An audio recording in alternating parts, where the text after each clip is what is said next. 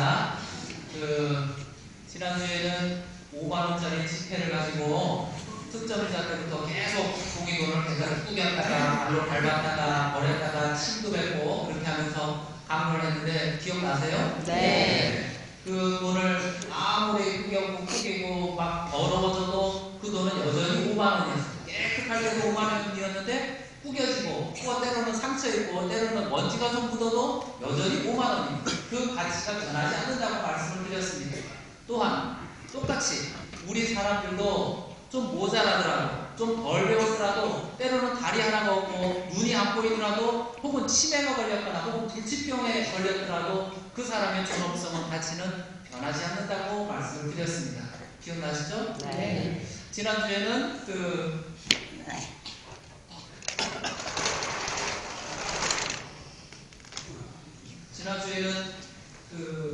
사위 때문에 속을 끓이는 시몬 베드로의 장모님을 치유하는 그 기적 이야기를 봤습니다. 오늘은 나병 환자를 예수님께서 치유해 주십니다. 옛날에는 나병 걸린 사람을 문둥병자라고 그랬습니다. 저 어렸을 때 시골에 살았는데 해가 떨어지면 밖에 나가지 말라고 그랬습니다. 왜냐하면 문둥병자들은 밖에 나가서 그 어린아이들의 생간을 먹으면 문둥병이 낫는다고 했습니다. 그런 소문들이 퍼져서 나가지 못하게 했습니다. 그래서 그 나병 걸린 사람을 우리나라에서는 소록도라는 섬에 또 우리 천주교에서는 나자로 마을, 안양의 나자로 마을이라는 곳에 거기에 이렇게 다른 사람들을 모아두곤 했습니다. 그때 당시에도 이스라엘 2000년 전에도 그 나병은 굉장히 사회적으로 힘든 병이었습니다. 그래서 그 사람을 병이 생기면 그 사람을 공동체에서 격리시켜서 사람들을 살게 했습니다. 나중에 병이 나오면 다시 공동체로 들어오게 했는데 병이 나기가 참 힘든 그런 병이었습니다. 또 다음 주는 연중 7주일인데 다음 주일에도 예수님께서는 또 병자를 치유하시는데 그때는 중풍병자를 치유하십니다. 중풍병자도 참 낫기가 어려운 병입니다. 지난주에는 화병, 열병, 오늘은 나병, 다음 주에는 중풍병자, 이렇게 세 사람을 열심히 치유해 주십니다. 오늘 복음의 마지막에 보면 아주 중요한 대목이 나옵니다. 예수님께서 그 나병 환자를 치유해 주시고 어디 가서 아무한테도 가서 얘기하지 말라고 부탁을 하는데 나병 환자는 자기가 나았으니까 자기가 살던 이때까지는 나병 때문에 사람들을 못 만났는데 이제 만날 수 있게 되었습니다. 자기 가족들한테 자기 공동체를 돌아가서 어떻게 이렇게 다 나았냐 하니까 예수님이 고쳐줬다 하고 증언을 하게 됩니다. 그 다음 대목이 재밌습니다. 그때부터 예수님께서는 드러나게 마을로 들어가지 못하시고 마을에서 밖에 나와서 외딴 곳에 따로 사셨다 합니다. 나병 환자는 외딴 곳에서 따로 살다가 병이 나와서 사람들 사는 곳으로 들어갔는데 이제는 예수님이 그 사람을 치유한 그것 때문에 소문이 나서 이제는 예수님이 사람들 안에서 나와서 외딴 곳에 따로 살게 되었습니다. 왜 예수님은 외딴 곳에 따로 살게 되었습니까?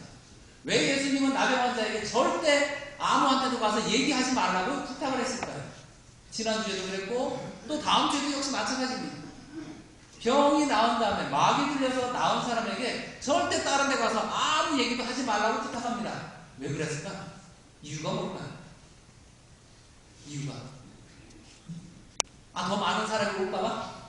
용하다는 소리 듣고 더 많은 사람이 올까봐?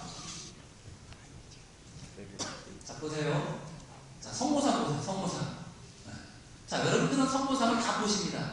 여러분들은 제가 가르치는 성모상 안 보십니다. 성모상을 보라니까 여러분들이 다 성모상을 보셨습니다. 예수님이 사람들을 낫게 해주신 병자들, 마귀 들린 사람을 낫게 해주신 첫 번째 목적은 그들을 낫게 하는 데 목적이 있는 것이 아니었습니다. 무엇이 목적이었는가? 하느님 나라가 가까이 왔으니까 회개해라. 하느님 나라를 위해서 또 하느님의 영광을 위해서 그들에게 그것을 낫게 해주신 것입니다. 그런데 사람들은 착각하는 겁니다. 성모상을 가르칠 때 사람들이 성모상을 보지 않고 손가락 끝만 볼까? 사람들을 낫게 해주었으니까 혹은 배가 고픈 사람을 배부르게 해주니까 이 사람이 우리 해결사다.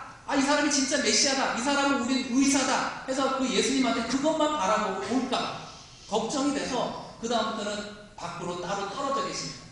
그 치유의 의미를 그 뜻을 제대로 아는 사람에게 가르쳐만 주십니다. 그런데 엉뚱한 사람들은 빨리 가서 예수님한테 가서 내 병을 빨리 나아야지. 자기 이익만 생각하고 오는 사람들은 예수님 별로 고쳐주고 싶은 생각이 없었습니다.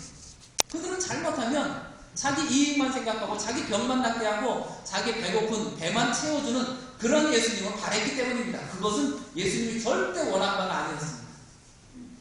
예수님의 첫 번째 목적은, 모든 치유 기적의 첫 번째 목적은 하느님의 영광을 위해서, 하느님 나라를 위해서 그들이 회개하도록 그들을 치유해 주신 것입니다. 그 방법 가운데 하나. 그런데 사람들은 그 방법에 매달리기 시작하면 이제 예수님의 생각과는 전혀 다른 일이 생겨납니다. 제가 그 액정 제조를 하나 준비했는데, 보다 홈페이지는 거 아시죠? 네. 지금 화면 스위치를 눌렀어요, 뺐어요? 빼세요. 그 우리 못하는 홈페이지 있는 거 아시죠? 네. 우리 못하는 홈페이지에 제가 하나 올려놨는데, 제가 저도 뭐 우연히 저걸 하다가 인터넷도 구경하다가 이거 참 동영상이 괜찮다 싶어서 제가 하나 오늘 이 자리에 갖고 왔습니다.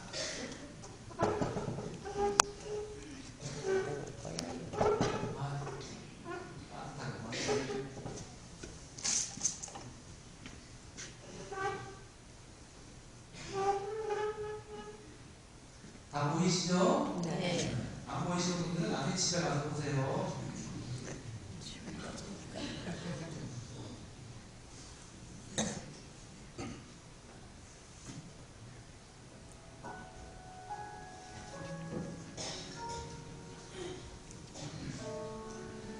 어느 마을에 오래되어 금이 나고 조금 깨진 못생긴 무라마리가 있었습니다.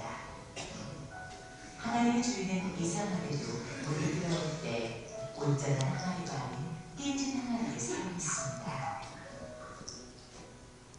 깨진 항아리는 마치 온전한 항아리처럼 자기를 아껴주는 주인에게 고마우면서도 한편으로 미안한 마음이 들었습니다.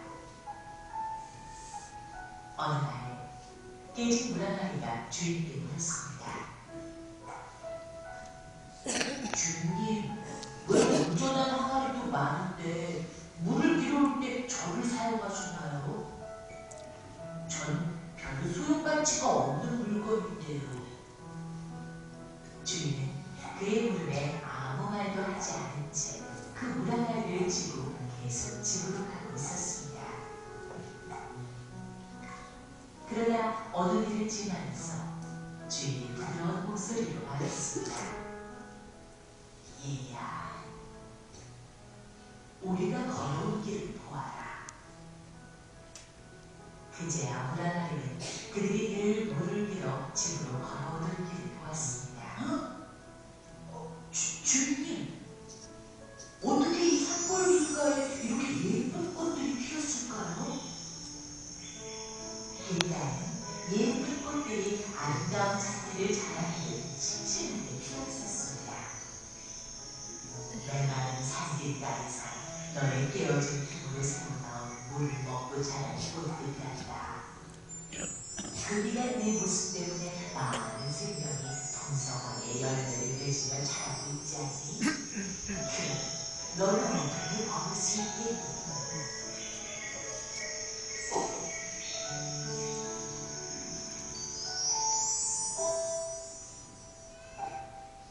어머니는 하나님께서 너를 통해서 일하실 것을 믿는단다. 하나님은 평안하고 근심 없는 시간뿐만이 아니라 힘들고 어려운 고난의 시간까지도 사용하시며 결국은 그분의 뜻에 맞게 선하게 우리의 깨진 틈을 사용하십니다. 나는 깨진 틈도 사용해 주시는 주님을 믿고 새롭게 사용될 우리를 기다려 봅니다.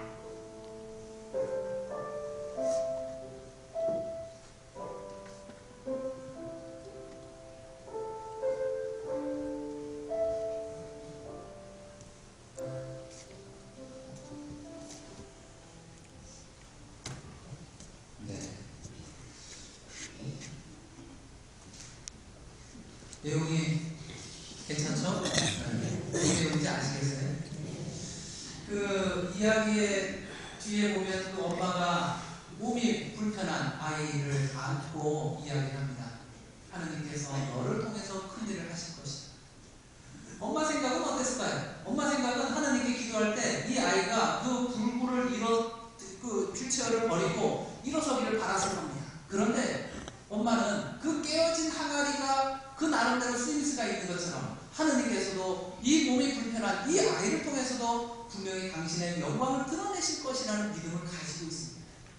아이가 낳는 게 문제가 아닙니다. 그 신앙의 목적은 무엇인가 하면 아이가 낳아서 뻘떡 일어나는 것이 목적이 아닙니다. 하느님께서 그를 통해서 당신의 영광을 받으시는 것, 당신께서 일을 하시는 것이 그것이 목적입니다. 많은 경우에 성당에 오는 그 신앙을 갖는 사람들이 많은 경우에 하나님의 영광을 위해서가 아니고 자기의 이익을 위해서 성당에 신앙을 갖는 사람이 굉장히 많습니다. 그리고 내가 바라는 대로 그것이 들어지지 않으면, 내 아이가 고쳐지지 않으면, 내가 원하는 대로 학교에 붙지 않으면 내 신앙을 포기합니다. 돌아섭니다. 실은 그 부족함을 통해서도 하나님께서 당신의 일을 하시는데 그것을 원치 않습니다. 내 뜻이 이루어지기를 원하지 하나님의 뜻이 하늘에서 하지 땅에서 이루어지기를 바라지 않습니다. 성당을 혹은 교회를 안 다니는 사람이 어떤 개신교 신자가 아이고 형제님 성당에 교회에 나오면은 3년 동안 열심히 하면 집 사줍니다. 교회에서. 집이 없었던 이 사람은 3년 동안 그러면 열심히 교회에 나가면 집을 하나 얻을 수 있겠구나 싶어서 3년 동안 새벽기도, 철야기도, 오만 교회에서 하는 모든 예배 다 하고 정말 열심히 지냈습니다. 3년이 딱 지나서 이제 때가 됐는데 누구 하나 목사님도 집을 사준다는 얘기예요. 집을 아파트가 좋냐, 단독주택이 좋냐 아무도 물어보진 않아서 그 나중에 따지듯이 아니 3년 열심히 하면 집 사준다고 그러더니 왜 집을 안 사줍니까? 하니까 형제님 그 집사가 그 집이 아니고 집사, 권사, 장로 그 집을 사준다고 그 집사를 준다고. 그 사람의 욕심은 뭐예요? 그 사람의 신앙을 가진 목표는 한 가지예요. 자기 집을 얻기 위함. 자기 집을 얻기 위함. 오늘 성당 마당에서 들어오시면서 그 포도를 이렇게 놓고 파는 분들을 보셨습니다. 성주교회 학산 성당에 우리 성당에 한 10분의 1밖에 안 돼요. 규모가 진자수나 아무튼 미사 나오는 사람이나 헌금이나 그걸 봐도 딱 10분의 1이에요. 그분들이 어제 저녁에 특전 미사 때부터 와서 이제 포도를 팝니다. 한 개에 3만 원이에요. 한 박스에 3만 원이에요. 그런데 어제 저녁에 다 끝났어요. 저녁 미사 끝나고. 자, 그러면 어디서 주무시나요? 여기 가까운 호텔이나 어디 뭘 잡으셨어요? 아유, 그런데 어떻게 갑니까? 여기 가까이 가면 월곡 월곡 랜드 찜질방 있는데 거기가 좋습니다. 그래요? 저희들 익숙해요. 그 사람도 집에서는 엄마예요. 아내입니다.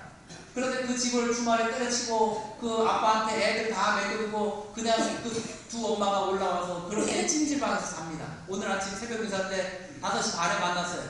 어떻게 잘 주무셨어요? 거기 굉장히 시끄러워서 잠을 제대로 못 잤습니다. 하루 종일 거기서 그걸 팝니다. 판매를 해요. 이따가 나가시면 여기 시음 좀 하고 가세요. 맛 좀 봐주세요 합니다. 그분들이 뭐 때문에 그럴까요? 뭐 때문에?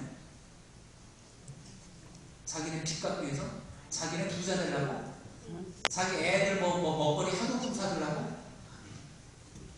수도님이 하느님 때문에. 하느님이 아니었으면 그 사람들이 그 주말에 집을 다 가정을 필요하고 서울까지 올라올 필요가 없고 주말에 따뜻한 집을 포기하고 찜질방에 들어갈 이유가 없습니다. 그냥 하느님의 집을 위해서 그 집을 짓겠다고 하느님 때문에 그렇게 나와서 고생합니다. 찜질방 간 돈 그 5,000원, 6,000원 분명히 어제 판매한 그 돈 절대 손도 안 댔을 겁니다. 자기 돈이지. 아침에 국밥집에 오는데 국밥집에서 국밥을 먹으려고 하는데 아침에 새벽미사 끝나는 어떤 자매님이 아이고 두 분 너무 고생하니까 내가 국밥 내가 사주겠다. 우리 성당 신자는 또 그러셨어요. 자기 돈 안 써요. 자기 돈만 써요. 그런 거는. 그거는 하느님의 돈이에요. 여러분들이 사주신 그 돈은 하느님의 돈이에요. 하느님의 일을 한다고 생각을 합니다. 우리 성당도 예전에 이 성당 처음에 지을 때 똑같이 그렇게 했습니다. 곳곳에 가서 홀대 받고 그냥 쳐다보지도 않고 사람들 반응도 없고 호응도 없는데 거기 가서 우리 성당 짓습니다. 김밥 팔고 뭐 팔고 휴지 공병 폐지 짓고 여러분 그렇게 하셨습니다. 그것이 여러분들 위해서 했습니까? 아니에요. 하느님 때문에. 가서 쪽팔리죠. 그런 말로 쪽팔립니다. 죽겠죠. 아유 추워 죽겠죠. 그런데도 이겨냅니다. 왜? 그것이 나를 위한 이익이 아니고 하나님을 위한 일이라는 걸 여러분들이 알기 때문에 그렇습니다.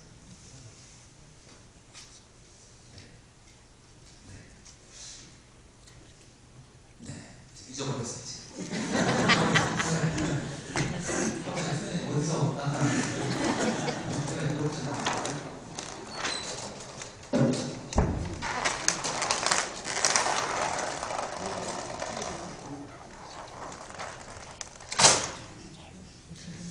오늘 드리고 싶은 말씀은 여러분들이 성당에 다니는 제가 인터넷 홈페이지에 제가 강론 하나 그렇게 써놨습니다. 여러분들이 세례받을 때 이런 질문을 합니다. 사제는 신앙이 여러분에게 무엇을 줍니까? 그럼 여러분들은 대답이 신앙은 우리에게 영원한 생명을 줍니다 하는 대답입니다. 그런데 많은 사람들이 성당에 가면 우리를 낫게 해줍니다. 성당에 가면 우리를 배부르게 해줍니다. 성당에 가면 우리의 불편함을 없애줍니다. 성당에 가면 내 주머니가 두둑하게 해줍니다. 성당에 가면 감투를 쓸 수 있습니다. 성당에 가면 사람들이 나를 우러러봅니다. 성당에 가면 나를 회장님, 반장님, 단장님 하고 인정해줍니다. 그거는 신앙이 아닙니다. 그 신앙은요, 시련이 조금만 오잖아요. 아까 보셨잖아요. 그 아이가 휠체어에 앉아있는 그 아이를 엄마가 보면서 얘야, 너를 통해서도 하나님께서는 무슨 일을 하실 것이다. 그 신앙이 아닙니다. 자기 원대로 되지 않으면 언제든지 뒤로 돌아서서 다른 것을 찾아가는 그 신앙, 껍데기 신앙, 껍질 신앙. 네, 오늘 1독서에 2독서에 사도 바울은 이렇게 이야기합니다. 여러분들 먹거나 마시거나 무슨 일에나 모두 하나님을 위해서 하십시오. 하나님의 영광을 위해서 하십시오. 여러분들의 신앙이 그렇게 되기를 바랍니다. 내 주머니 채우기 위해서, 내 욕심 채우기 위해서 신앙생활 하지 마십시오. 그거는 신앙생활이 아닙니다. 그래서 제가 말씀드렸습니다. 그거는 종교생활이지 신앙이 아닙니다. 묵상하시겠습니다.